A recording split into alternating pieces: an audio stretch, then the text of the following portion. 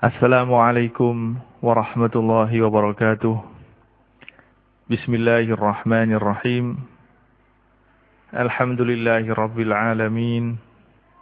Wassalatu wassalamu ala ashrafil anbiya'i wal mursalin. Sayyidina Muhammadin wa ala alihi wa ashabihi wa man tabi'ahu ila yaumiddin. Amma ba'du.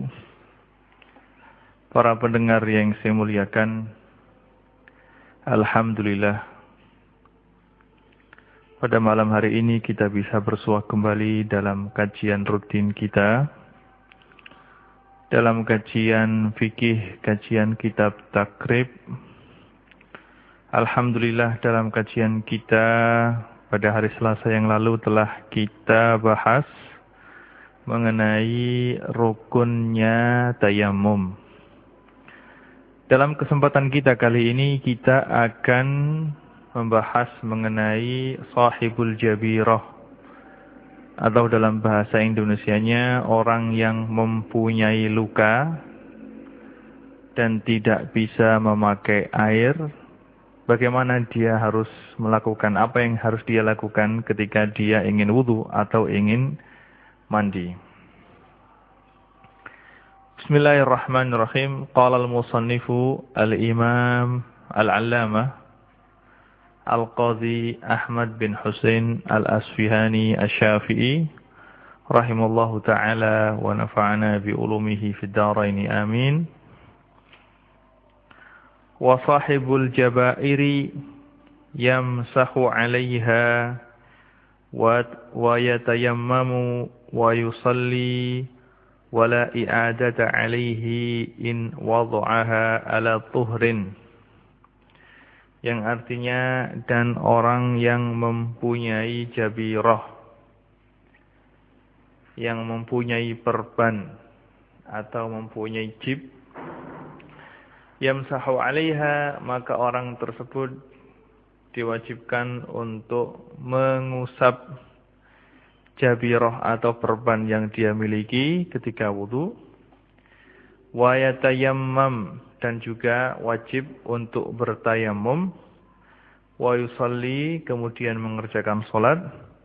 Wala i'adata 'alaihi, dan tidak wajib untuk mengulangi salat yang telah dia lakukan. In wada'aha ala tuhrin, jika dia meletakkan perban atau jabirah tadi dalam keadaan suci, telah mempunyai wudu. Ini adalah ringkas arti daripada matan Abi Suja yang menjadi kajian kita kali ini. Selengkapnya untuk masalah ini bisa kita perinci sebagaimana berikut. Jika seperti yang telah kita pelajari dan telah kita terangkan dalam kajian kita yang lalu, bahwasanya jika seseorang mempunyai sakit, jika seseorang dalam keadaan sakit dan dokter melarang dia untuk memakai air, maka dia boleh untuk bertayamum sebagai ganti daripada wudu atau sebagai ganti daripada mandi. Dan disyaratkan seperti yang kita bahas dalam kajian kita yang lalu, bahwasanya hendaknya dokter yang telah mengasihi kita atau yang telah melarang kita hal itu adalah dokter yang bisa dipercaya, yang sikoh, yang baligh dan berakal, serta dokternya adalah dokter muslim. Kalau tidak ada dokter, maka dia bisa mengambil keputusan tersebut kalau memang dia sendiri bisa atau mempunyai pengalaman atau mempunyai tajribah, mempunyai pengalaman atau mempunyai ilmu kedokteran, maka dia bisa berpegang pada ilmu yang dia milikinya atau pengalaman yang telah dia peroleh. Sekarang jika seseorang mempunyai penyakit atau mempunyai luka di tangannya atau di bagian wudhu yang lain, di muka atau di telapak kaki, mempunyai luka yang sangat parah, dokter mengatakan bahwasanya luka ini tidak boleh terkena air. Jika luka ini terkena air, maka lukanya akan tambah lama sembuhnya. Atau jika kalau pakai air, maka berakibat nanti kalau sembuh, luka yang ada di tangannya atau ada yang di mukanya akan menyebabkan gosong. Atau dokter mengatakan ini kalau bapak pakai air, maka dikhawatirkan akan ada sakit lain yang muncul. Atau akan tambah lama sembuhnya. Kalau dokter sudah memutuskan seperti itu, maka orang yang mempunyai luka tersebut boleh untuk bertayamum sebagai ganti dari wudu. Bagaimana tayamumnya? Ini adalah yang akan kita terangkan. Yang pertama, jika luka yang ada di tangannya atau yang ada di mukanya atau ada di punggungnya kalau dia kena mandi jinabat misalnya, kalau luka tersebut luka yang terbuka, luka yang terbuka yang tidak ada penutupnya, baik itu perban atau handeplas atau barang yang lainnya, pokoknya luka terbuka. Kalau luka ini terbuka dan luka ini berada di anggota wudu, baik itu di tangan atau di muka atau di telapak kaki, maka cara wudu adalah sebagai berikut menurut madhabnya Imam Syafi'i, menurut qaul yang mu'tamad. Kalau lukanya ada di tangan, maka yang dia lakukan sekarang adalah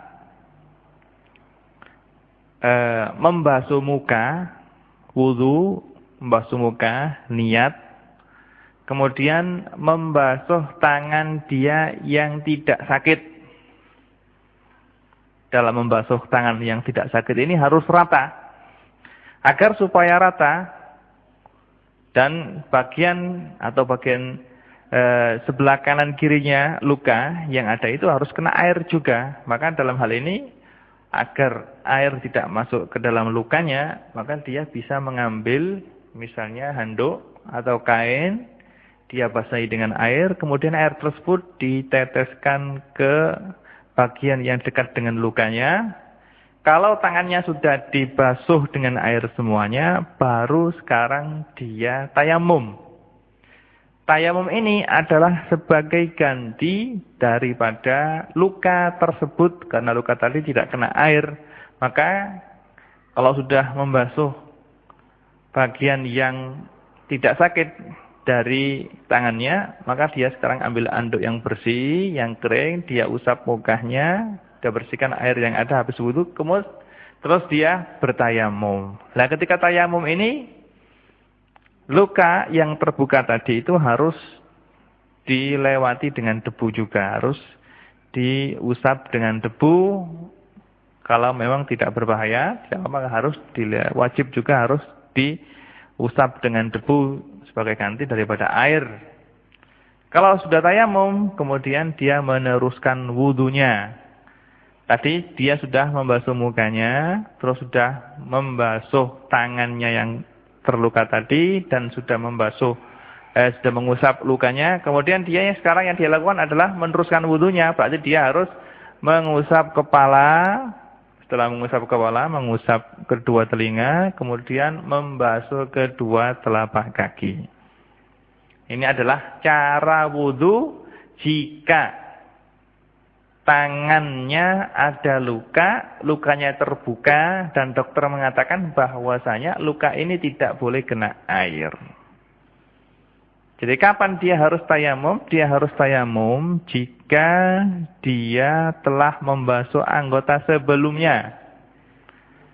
Kalau sekarang misalnya lukanya itu ada di wajah, di pipi. Luka ini luka terbuka, tidak ada penutupnya. Dokter mengatakan luka ini tidak boleh kena air. Kalau kena air, maka akan mengakibatkan sakitnya tambah parah. Atau mengakibatkan nanti kalau sembuh akan menjadi gosong, misalnya. Maka dalam hal ini dia harus wudu terlebih dahulu. Wudunya bagaimana? Wudunya adalah dengan membasuh muka yang sehat.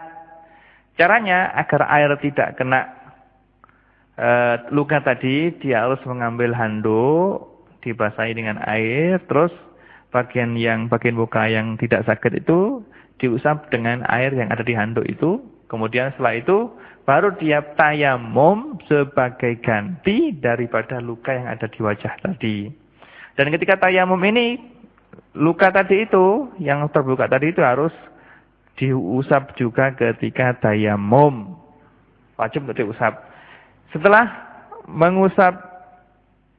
tayamum dengan mengusap wajah dan kedua tangan, baru dia sekarang meneruskan wudunya dengan membasuh kedua tangan, kemudian mengusap kepala dengan air, mengusap kedua telinga, kemudian dia membasuh kedua telapak kaki sampai kedua mata kaki.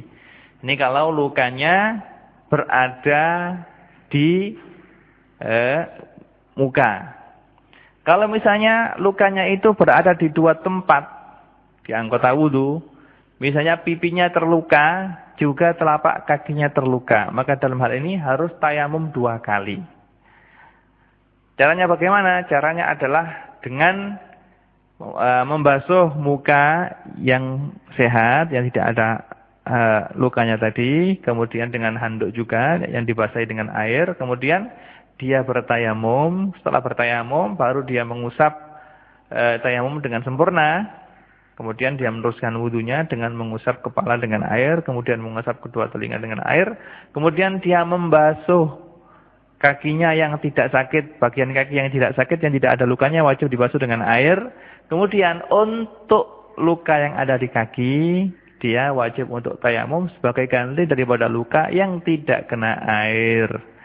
Ini adalah cara untuk tayamum dan wudu jika orang mempunyai luka yang mana lukanya itu tidak bisa terkena air. Kalau orang tersebut misalnya punya luka di bagian tubuhnya, terus dia kena jinabat misalnya, baik luka itu di anggota wudu atau tidak di anggota wudu, misalnya lukanya itu berada di punggung dan luka ini kata dokter tidak boleh kena air. Maka caranya bagaimana kalau dia ingin mandi jinabat? Caranya adalah dia tayamum terlebih dahulu sebagai ganti daripada luka yang ada di punggungnya. Kemudian setelah itu dia mandi, membasuh sekujur badannya. Dan untuk bagian punggung yang dekat dengan luka itu, ya kita mengambil handuk seperti yang saya katakan tadi, yang sudah dibasahi dengan air, kemudian kita usap bagian bagian punggung yang tidak ada lukanya dengan hati-hati, jangan sampai airnya terkena luka tersebut. Ini adalah kalau dia mempunyai luka di punggung misalnya dan dia ingin mandi untuk kena jinabat. Jadi kalau intinya kalau dia mempunyai luka di bagian dan ingin wudu dan lukanya ini di anggota wudu, maka untuk kapan dia tayamum? Dia tayamum ketika waktu membasuh bagian yang terluka tadi. Maka dia misalnya kalau lukanya di tangan, maka dia tidak boleh tayamum terlebih dahulu kecuali sesudah membasuh muka dan membasuh muka, ya. Untuk bagian tangannya boleh dia tayamum terlebih dahulu atau nanti setelah tayamum dia membasuhnya dengan air atau membasuh tangan yang sehat dengan air, kemudian tayamum itu juga diperbolehkan. Ini adalah cara tayamum bagi orang yang mempunyai luka menurut mazhabnya Imam Syafi'i. Baik. Itu tadi kalau lukanya luka terbuka. Lukanya luka terbuka tidak ada penutupnya. Jika luka tersebut ada penutupnya, dalam hal ini dalam istilah fikih dikatakan sahibul jabirah, Jika luka tersebut ada penutupnya, misalnya orang yang habis kecelakaan, terus tangannya patah, terus dikasih gips misalnya, diperban misalnya, maka dalam hal ini bagaimana cara dia berwudu? Nah, cara dia berwudu adalah seperti yang saya jelaskan tadi. Kalau tangannya itu ada perbannya, maka cara wudunya adalah dia harus wudu terlebih dahulu membasuh muka. Setelah membasuh muka, ketika mau membasuh tangan yang terluka, dia boleh tayamum terlebih dahulu, kemudian meneruskan wudunya dengan membasuh bagian yang sembuh dari tangannya, dan ketika membasuh bagian yang sembuh dari tangannya, dia harus, kalau memang di sana ada perbannya di tangannya itu, dia harus mengusap perban tersebut dengan air sedikit saja, jangan banyak-banyak. Jadi perbannya tersebut diusap dengan air, kemudian dia meneruskan wudunya dengan mengusap sebagian kepala, kemudian mengusap kedua telinga, kemudian membasuh kedua telapak kaki. Itu kalau ada perbannya. Jadi kalau ada perbannya, maka ketika wudu itu dia harus mengusap perban tadi dengan air. Kalau lukanya terbuka, maka dia harus mengusap luka tersebut ketika tayamum. Kalau memang luka tersebut ada di tangan atau di wajah. Gitu. Misalnya kalau punggungnya itu ada perbannya, ada luka di punggungnya, ada perbannya, maka ketika dia membasuh sekujur badannya dengan air, maka dia wajib untuk mengusap perban tadi dengan air dengan hati-hati, jangan sampai tembus ke lukanya. Kemudian setelah itu dia bisa tayamum, atau dia tayamum terlebih dahulu kemudian membasuh badannya dengan air juga diperbolehkan. Ini adalah cara mandi atau cara tayamum menurut mazhabnya Imam Syafi'i. Harus mengumpulkan antara tayamum dan wudu atau tayamum dengan al-ghuslu, dan ini adalah wajib menurut qaul yang mu'tamad. Nah, wala i'adata alaihi in wada'aha ala tuhrin. Ya. Imam Abi Suja mengatakan, sekarang apakah dia wajib untuk mengulangi sholat yang telah dia lakukan? Ini kalau memang orang tersebut lukanya luka terbuka, maka dia tidak wajib untuk mengulangi sholatnya kalau sudah melakukan tayamum dan wudu seperti yang saya terangkan tadi. Kalau memang lukanya terbuka, tidak ada penutupnya. Tapi kalau lukanya itu ada penutupnya seperti perban dan yang lainnya, maka di sini ada sedikit perincian, Kalau perban yang intinya, kalau memang perban itu adalah tidak begitu dibutuhkan, maksud saya kalau memang luka yang ada di badannya itu bisa kena air, maka wajib kena air ya.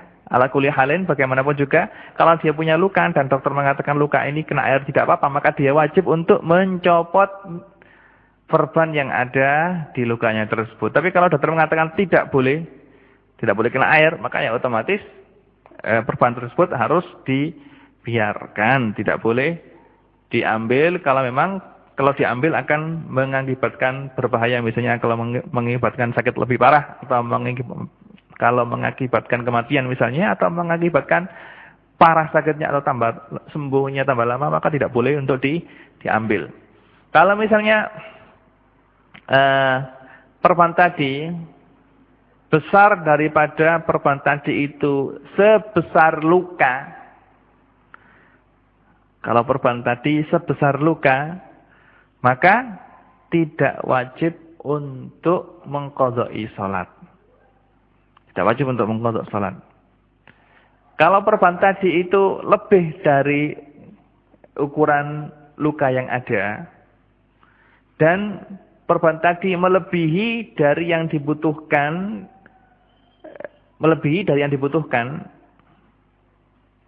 jadi perbannya itu semestinya cukup misalnya sedikit saja, tapi diperban semuanya tangannya, maka orang tersebut harus mengulangi sholatnya kalau sembuh. Jadi kalau perban tersebut lebarnya lebih dari yang dibutuhkan, maka dia wajib untuk mengulangi sholatnya. Kalau dia sembuh, sholat yang dia lakukan dengan tayamum, maksud saya, baik diletakkan dalam keadaan suci, perban tadi diletakkan dalam keadaan suci atau dalam keadaan tidak suci. Tapi kalau perban tadi itu diletakkan, besarnya itu sebesar yang dibutuhkan, lebih dari luka, tapi lebihnya itu adalah dibutuhkan agar perban tersebut bisa nempel misalnya, maka kalau perban tersebut diletakkan dalam keadaan suci, orang tersebut punya wudu, maka orang tadi kalau telah melakukan tayamum, maka dia kalau sembuh tidak wajib untuk mengulangi sholatnya. Tidak wajib untuk mengulangi sholatnya. Ya, tidak wajib untuk mengulangi sholatnya. Tapi kalau diletakkan, ketika meletakkan perban tadi itu adalah dalam keadaan orang tersebut tidak punya wudu, maka orang tersebut kalau sembuh wajib untuk mengulangi sholatnya. Untuk mengulangi sholatnya. Dan kalau bisa dicopot lagi, maka wajib untuk dicopot. Seandainya tidak berbahaya untuk dicopot, maka wajib untuk dicopot agar dia wudu terlebih dahulu. Setelah wudu dengan suci, baru diletakkan perbannya. Itu. Jadi, wajib untuk mengulangi sholat yang telah dia lakukan. Itu kalau, bagaimana? Kalau memang perban yang ada itu lebarnya lebih dari yang dibutuhkan, maka dia wajib untuk mengulangi sholatnya kalau dia dalam keadaan sembuh. Kalau perban tersebut lebarnya adalah selebar luka, maka dia tidak wajib untuk mengulangi sholatnya. Kalau perban tersebut lebarnya sesuai dengan yang dibutuhkan, maka dia tidak wajib untuk mengulangi sholatnya kalau perban tersebut diletakkan dan dia punya wudu. Dan wajib untuk dicopot kalau tidak berbahaya, tidak menimbulkan bahaya, untuk dia wudu terlebih dahulu, kemudian baru diletakkan perban baru. Begitu juga wajib untuk mengulangi sholat yang telah dia lakukan kalau memang perban tadi itu terletak di anggota tayamum. Kalau perbannya itu ada di tangannya, di anggota tayamum atau di mukanya, maka dia wajib untuk mengulangi sholat yang telah dia lakukan dengan tayamum tadi. Jadi wajib untuk mengulangi sholatnya itu dalam 3 keadaan. Kapan? Ketika perban berada di tempat tayamum. Ketika perban berada di anggota tayamum, di muka atau di tangan. Yang kedua, kalau perban tadi itu misalnya tidak di anggota tayamum, tapi perban tadi itu melebihi batas yang dibutuhkan. Misalnya dibutuhkan perban cuma sedikit, tapi diperban semuanya, seluruh badannya, maka wajib dia untuk mengulangi sholatnya. Untuk mengulangi sholatnya. Baik perban tersebut diletakkan dalam keadaan suci atau dalam keadaan hadas. Baik orang tersebut ketika perban tersebut diletakkan dalam keadaan punya wudu atau tidak punya wudu. Yang ketiga, kalau perban tadi itu sebatas yang dibutuhkan, tapi ketika meletakkannya dia tidak punya wudu, maka orang tersebut harus mengulangi sholatnya kalau dia sembuh. Ini adalah yang mu'tamad menurut mazhabnya Imam Syafi'i. Nah, di sana, jadi untuk memang dalam hal ini, dalam masalah cara wudu dan tayamum orang yang mempunyai luka, untuk mazhab Syafi'i ini memang agak ruwet, agak sulit untuk dipraktekkan, khususnya bagi orang yang awam. Jangankan orang awam, kadang-kadang santri sendiri saja masih bingung dalam memahami masalah ini. Di sana ada pendapat, dan pendapat ini adalah pendapat dalam mazhab Syafi'i saja. Dalam mazhab Syafi'i juga ada pendapat. Di sana ada pendapat dalam mazhab Syafi'i, cuma pendapat ini pendapat yang tidak mu'tamad, tidak kuat dalam mazhab Syafi'i, yaitu kalau orang tersebut mempunyai luka dan dia ingin wudu atau ingin mandi, sedangkan luka tersebut tidak bisa kena air, maka dia cukup untuk tayamum saja. Dan ini adalah muqabil mu'tamad dalam mazhab Syafi'i, boleh untuk kita ikuti selama qaul ini adalah qaul ada di dalam mazhab Syafi'i. Begitu juga Di sana juga ada qaul yang mengatakan bahwasanya jadi cukup tayamum saja, tidak usah kita repot-repot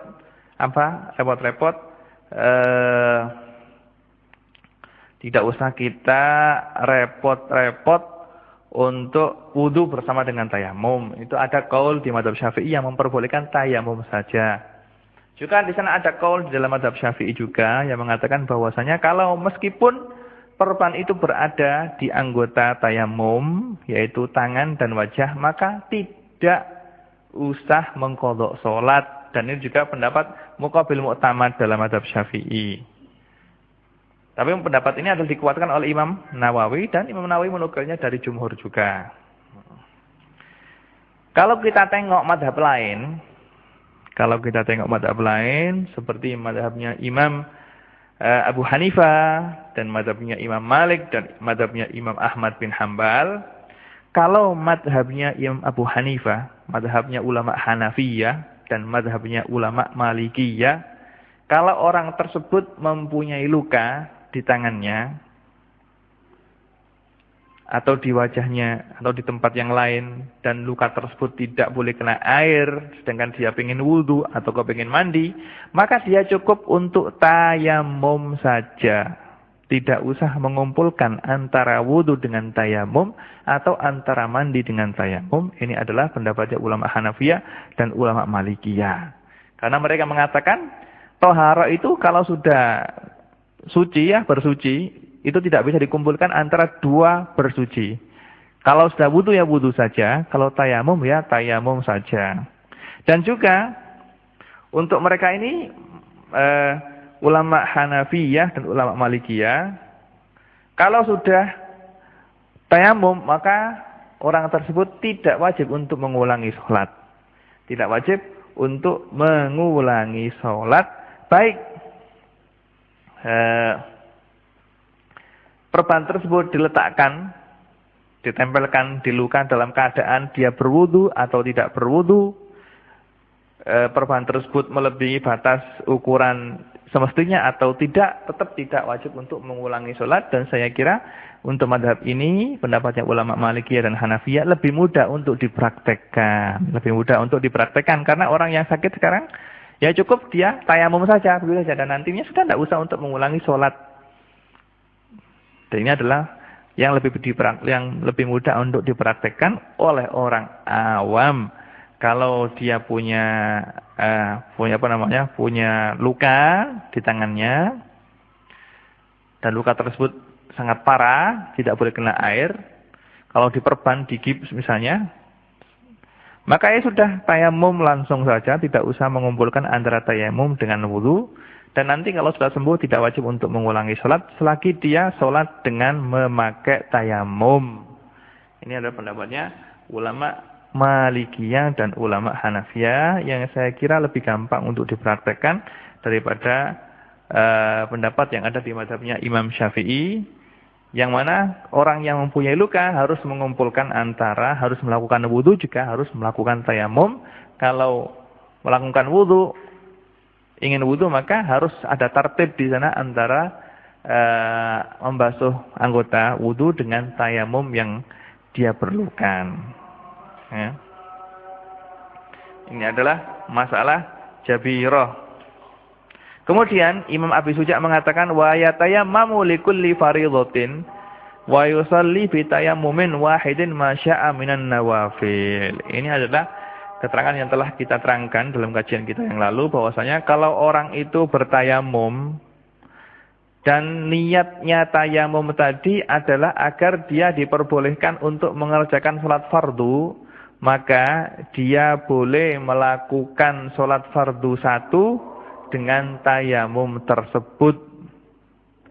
Jadi kalau saya tayamum untuk sholat zuhur misalnya, maka tayamum ini ya boleh saya lakukan boleh saya melakukan sholat zuhur ini saja. Nanti kalau datang sholat asar misalnya, terus saya belum batal, belum kentut misalnya, maka saya tidak boleh sholat asar, harus tayamum terlebih dahulu. Karena tayamum satu untuk melakukan kewajiban fardu satu. Kewajiban fardu satu. Dan fardu ini baik sholat atau yang lainnya. Misalnya khutbah Jumat itu adalah fardu misalnya. Maka kalau seorang khotib tayamum, maka dia harus tayamum untuk khutbah, juga tayamum untuk sholatnya. Tidak boleh tayamum satu untuk khutbah, juga untuk sholat tidak boleh. Juga kalau misalnya dia tayamum untuk tawaf ifadah misalnya, tayamum, kemudian datang waktu asar, maka dia tidak boleh melakukan sholat asar, harus tayamum terlebih dahulu. Untuk tawaf tayamum satu, untuk sholat tayamum satu lagi. Itu kalau memang untuk melakukan sholat fardu dan niatnya tayamum tadi adalah untuk melakukan sholat fardu. Maka boleh satu tayamum untuk satu fardu. Tapi kalau tayamumnya itu adalah untuk sholat sunnah, maka dia boleh mengerjakan berapapun jumlahnya sholat sunat. Misalnya kalau dia tayamum untuk sholat duha misalnya, maka dia boleh melakukan sholat duha misalnya 8 rakaat, terus melakukan sholat sunat 100 rakaat lagi dengan tayamum satu itu diperbolehkan. Tapi untuk sebuah kewajiban yang hukumnya adalah fardu, misalnya sholat duhur, sholat asar, atau khutbah Jumat, atau tawaf ifadah, maka kewajiban yang fardu ini boleh dilakukan dengan tayamum satu saja. Nanti kalau dia ingin melakukan kefarduan lagi, maka dia harus tayamum lagi. Dan ini telah kita singgung dalam pengajian kita yang lalu. Kemudian setelah ini Imam Abi Suja menerangkan mengenai masalah baru, yaitu mengenai masalah najis. Dan insya Allah masalah najis ini akan kita terangkan dalam kajian kita yang akan datang.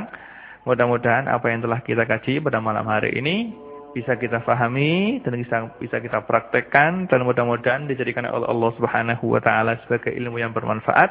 Nasallallahu subhanahu wa taala ayarzuqana al-ilma wal amal wa yarzuqana husnal khatimah wa ja'ala ilmana hujjatan lana la hujjatan alaina. Wa sallallahu ala sayyidina Muhammadin wa ala alihi wa sahbihi wasallam. Subhana rabbika rabbil izzati amma yasifun wa salamun alal mursalin walhamdulillahi rabbil alamin. Wassalamu alaikum warahmatullahi wabarakatuh.